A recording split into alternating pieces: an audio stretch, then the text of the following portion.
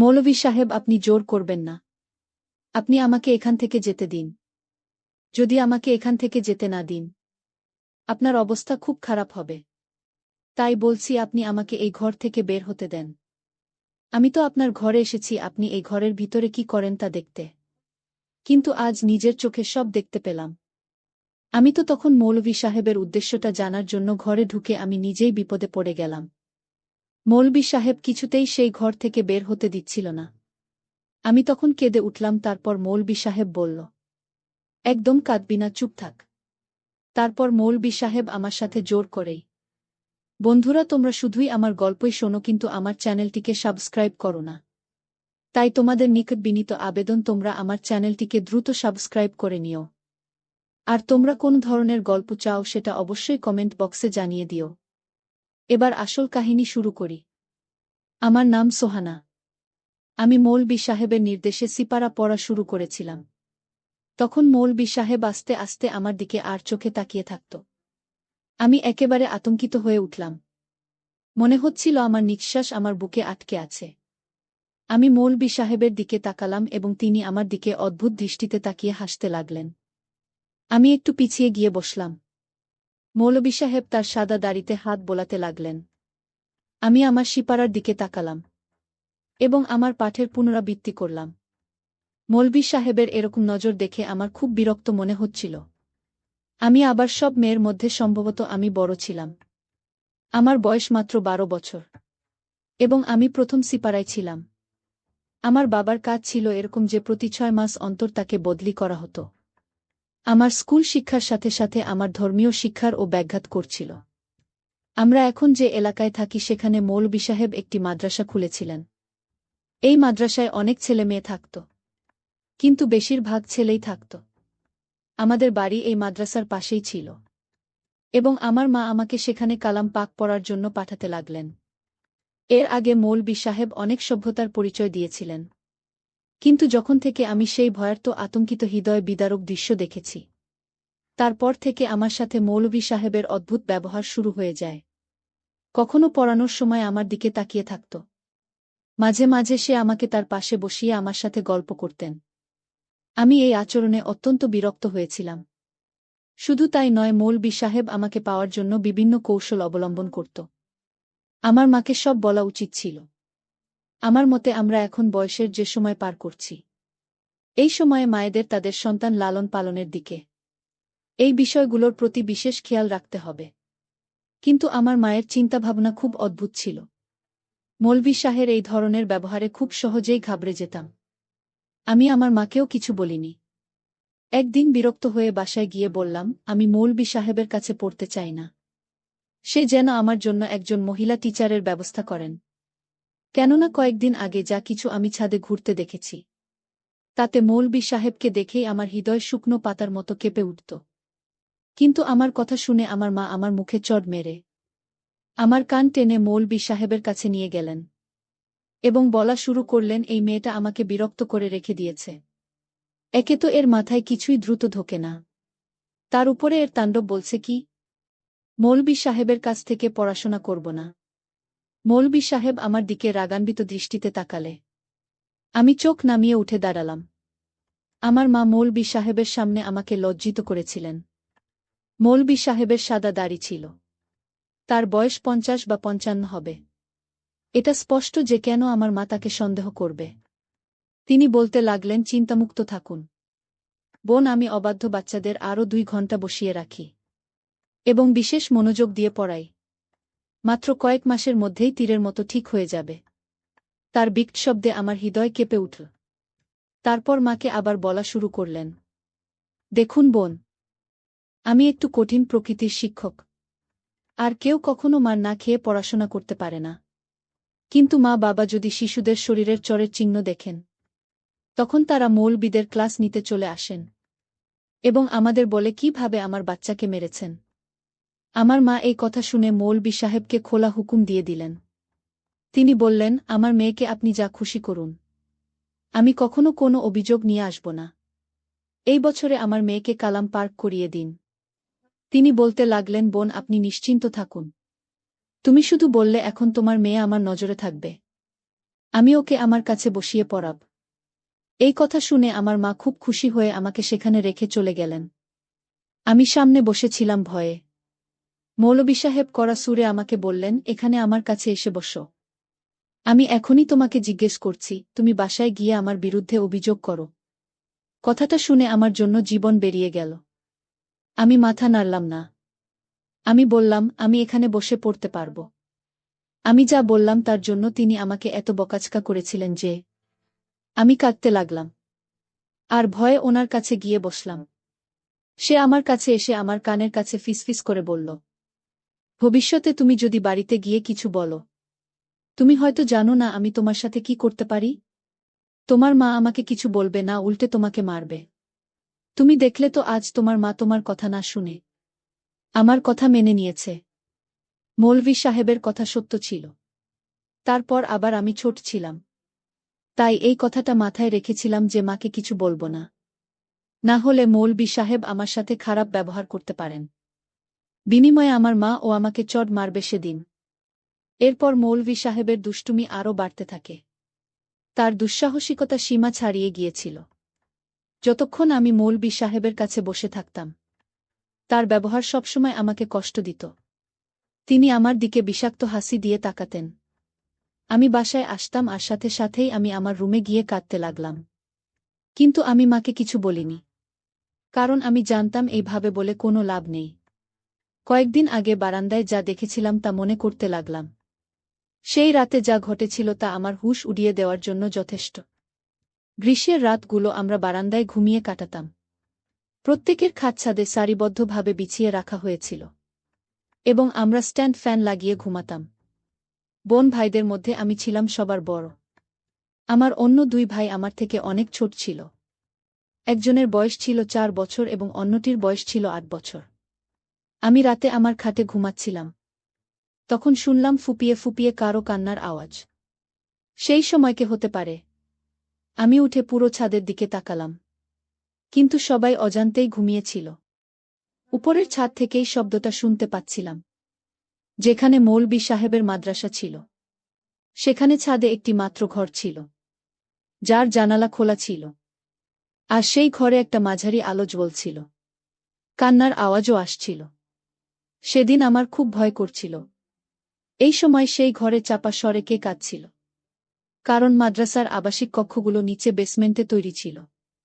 ছাদে তো কেউ যেত না। আমি সন্দেহ করলাম যে সম্ভবত কোনো ভূত নেই তো। এই চিন্তা আমাকে কাঁপিয়ে দিয়েছিল। আমার মায়ের খাট ঠিক আমার পাশেই ছিল। আমি আয়াতুল কুরসি পড়তে লাগলাম। কিন্তু ওর কান্নার আওয়াজ আমার কানে আসতে থাকল। আমি শক্ত করে চোখ চেপে ধরলাম আর ঘুমানোর চেষ্টা করতে লাগলাম। পরদিন যখন মাদ্রাসায় গেলাম, মৌলভী সাহেব বাদাম মিশ্রিত দুধ খাচ্ছিলেন। তিনি বললেন, সারারাত দিনই ওয়াজিফা করছেন, খুব দুর্বল লাগছে।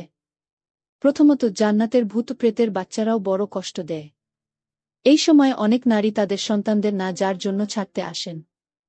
মৌলানার কথা শুনে একজন মহিলা যাকে খুব বিচলিত দেখাচ্ছিল বলতে লাগলেন, তাই তো মৌলভী সাহেব, আপনার ছাদে কারো কান্নার আওয়াজ শোনা যাচ্ছিল। কথাটা শুনে আমিও স্তব্ধ হয়ে গেলাম। এর অর্থ এই যে আওয়াজটি কেবল আমার কাছে আসেনি। মৌলভী সাহেব বলতে লাগলেন, এটি জান্নাতের এক ভূতের বাচ্চা ছিল। আমি যখন ওয়াজিফা শুরু করি, তখন সে আমাকে বিরক্ত করতে চলে এসেছিল। তখন আমি তাকে বেঁধে রাখি। তখন তার কান্না আমার সাথে সাথে আপনাদেরও বিরক্ত করতে শুরু করে। শুধু এইটুকুতেই সীমাবদ্ধ থাকলে আফসোস হতো না। কিন্তু বদমাসটা যেতে যেতে পথে আমার এক শিষ্যকে মেরে গেছে। বেচারা আর জ্বরে পড়ে আছে। মৌলভী সাহেবের কথা শুনে সেখানে উপস্থিত মহিলারা আরও ভয় পেয়ে গেলেন। মৌলভী সাহেব বলতে লাগলেন, বন্ধুরা, চিন্তা করবেন না। আমি তাকে বুঝিয়ে দিয়েছি সে কারো ক্ষতি করবে না। তবে কেউ যদি রাতে কান্নাকাটি বা ফোঁপানো আওয়াজ শুনতে পায় বা সাহায্যের জন্য ডাকে, তবে সেদিকে মনোযোগ ও দিও না। অন্যথায় আমার শিষ্যের যা ঘটেছে আপনাদের সাথেও একই ঘটনা ঘটবে। কারণ সেও কান্নার আওয়াজ শুনে ঘরে ঢুকেছিল। এ কথা শুনে মহিলারা সবাই ভয় পেয়ে গেল। আমিও ভয় পেয়েছিলাম, কারণ আমি কান্নার শব্দ শুনেছিলাম। ওই মহিলা বেরিয়ে গেলেন। রাতে আবার সেই কান্নার আওয়াজ শুনতে লাগলাম। এবার আর চোখ খোলার সাহস পেলাম না। আমি চারকোল পর এ নিয়ে শুয়ে ঘুমানোর চেষ্টা করলাম। কিন্তু আমার চোখ যা দেখল তা দেখে আমি হতবাক হয়ে গেলাম। আমি কিছুটা ভয় পেয়ে গেলাম। পরের দিন যখন মাদ্রাসায় গেলাম পড়াশোনার সময় আমি সেই মেয়েটাকে দেখলাম। তার মুখ সম্পূর্ণ ফ্যাকাশে হয়ে গেছে। আমি তাকে দেখে স্তব্ধ হয়ে গেলাম। মৌলভী সাহেব এই মেয়েটার দিকে অবিরাম তাকিয়েছিলেন। সে ভয় পেয়ে আমার পাশে বসে কালাম পাক মুখস্থ করতে লাগল। তার কণ্ঠস্বর ছিল যেন সে কাঁদছে। আমি তার বয়সের কারণে তার জন্য দুঃখিত হতে শুরু করেছি। তার বয়স 7 থেকে 8 বছরের বেশি ছিল না। এবং আমি তার সাথে যা ঘটতে দেখেছি তা দেখে আমি জ্ঞান হারিয়ে ফেলেছিলাম। আমি যখন তার মুখের দিকে তাকালাম, তখনও তার মুখে আঙ্গুলের ছাপ দেখা যাচ্ছিল। সে পাড়া পড়ছিল আর বারবার চোখ মুছছিল। এরপর যখন তাকে দেখে হতবাক হয়ে যায়, কেউ তার বাহুতে কামড় দিয়েছে, তা দেখে আমি কাঁদতে শুরু করি। মৌলভী সাহেব কিছুক্ষণের জন্য উঠে বাইরে চলে গেলেন, কারণ এলাকার এক সাহেব তাকে অনেক দামি উপহার পাঠিয়েছিলেন। মৌলভী সাহেব বাইরে যেতেই আমি বাচ্চা মেয়েটিকে জিজ্ঞেস করলাম, কাল রাতে তুমি ছাদে কি করছিলে? তুমি যখন জানো যে মৌলভী সাহেব ভূত প্রেতদের নিয়ন্ত্রণ করেন। আমার কথা শুনে মেয়েটির হুঁশ উড়ে গেল। কেউ আমার কথা শুনে নিয়েছে কি না তা দেখার জন্য সে ডানে বামে তাকাতে লাগল। তারপর নিচু স্বরে আমার সাথে কথা বলতে লাগল। এই মৌলভী মিথ্যা কথা বলে, ওই বুড়োর কোথাও কোনো জিন নেই। শুনে তো আমি অবাক হলাম। আমি বললাম, তাহলে তুমি ওখানে কি করছিলে? আর তোমার মুখে আর বাহুতে এই দাগগুলো কিভাবে এলো? আমার কথা শুনে প্রচণ্ড জোরে একটা দীর্ঘশ্বাস ছাড়ল সে। বলল, আজ নিজেই দেখে নিও। এই বলেছে আমার কাছ থেকে উঠে চলে গেল। আমি তার কথাগুলো নিয়ে ভাবতে লাগলাম, কারণ রাতে আমি তাকে ছাদের ঘর থেকে বেরিয়ে সিঁড়ি দিয়ে নামতে দেখেছিলাম। এবং সেই সময়ে গুরুতরভাবে আহত ছিল এবং খারাপভাবে কাঁদছিল। আমি প্রথমে ভেবেছিলাম সে বোধহয় জিন্নাতের সন্তান, কিন্তু তাকে মাদ্রাসায় দেখে বুঝলাম সে হয়তো জিন্নাতের বাচ্চাকে দেখতে গেছে, তাই জিন্নাত তাকে এই অবস্থায় ফেলেছে। কিন্তু এখন এই কথা শুনে ভাবছিলাম হয়তো অন্য কিছু ব্যাপার। আজ রাতে আমি ঘুমাইনি। আমি আমার খাটে শুয়েছিলাম, কিন্তু আমার চোখ আমার সামনের মাদ্রাসার ছাদে স্থির ছিল। কিছুক্ষণ পর আমার চোখ যা দেখল তা হলো একটি হৃদয় কাঁপিয়ে দেওয়ার মতো দৃশ্য। মৌলভী সাহেব তার সাথে 11 বছর বয়সী একটি শিশুকে নিয়ে বারান্দায় গিয়ে তার দিকে তীক্ষ্ণ দৃষ্টিতে তাকিয়ে তাকে চুপ থাকতে ইঙ্গিত করছিলেন। শিশুটি কোনো শব্দ না করেই হাত জোড় করে তার কাছে মিনতি করছিল। কিন্তু তিনি ছেলেটিকে রুমে নিয়ে গেলেন। তারপরে শিশুটি অস্ফুট কান্না শুনতে শুরু করে।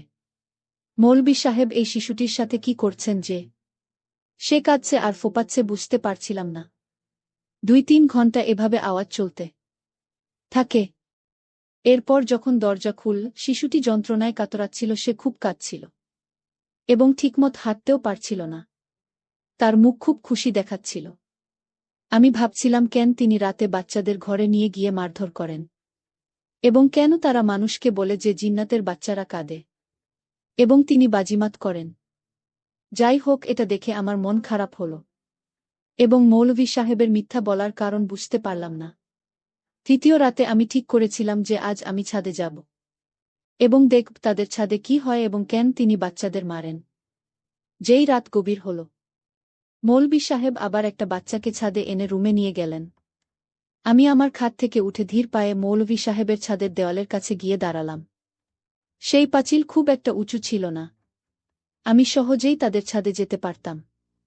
আমি আস্তে আস্তে দেওয়ালের মাথায় বসে অন্য দিক দিয়ে নিচে নামলাম। এখন আমি এই শিশুর কান্নার শব্দ শুনতে শুরু করলাম। আমি আস্তে আস্তে হেঁটে ঘরের জানলার কাছে গিয়ে দাঁড়ালাম। ঘরটা তখন ও মাঝারি আলোয় আলোকিত ছিল। আমি সাথে সাথে আমার মুখে হাত রেখে চিৎকার দমন করলাম।